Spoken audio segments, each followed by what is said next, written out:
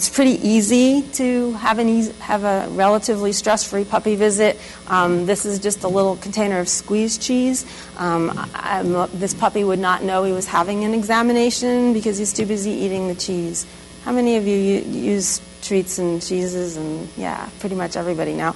I shouldn't say everybody because I still get calls from veterinarians, and sadly I had a veterinarian call me and he had a Cocker Spaniel puppy who had to have his ears checked, and he got the team out and the puppy ended up dying. He was so stressed, and he said, I've been doing this for many, many years. He was not a new veterinarian. He said, how could this happen? And it can happen. It can happen because the puppies are struggling and screaming, and if there's any health issues, it can be a catastrophe.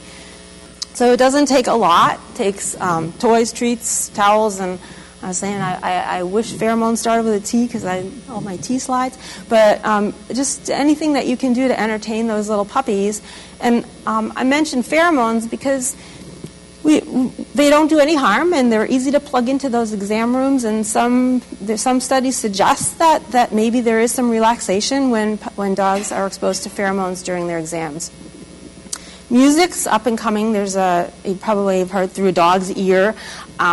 There's some more science coming out to suggest that even in dogs and cats, that music can help them relax during their exam. So it's obviously has to be something that you as the staff are also liking, because if you're stressed, you're not going to like it.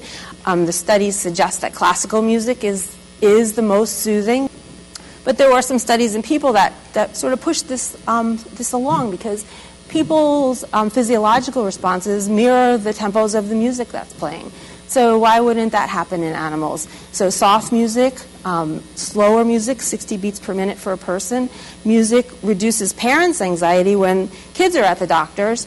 And the shelter dogs, we've seen some studies that show that classical music does reduce anxiety-related behaviors. Animals exhibit more relaxed behaviors.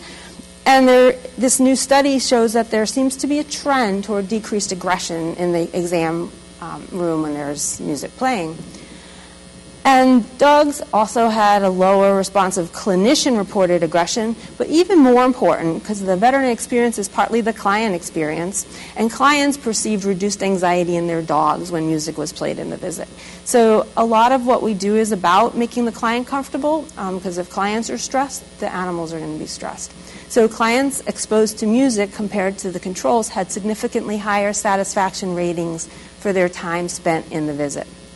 So this means they're going to be more likely to come back and more likely to tell their friends that, hey, when we went to that doctor's office, it was really relaxing. They may not say why. They may not pick up on music because music's everywhere.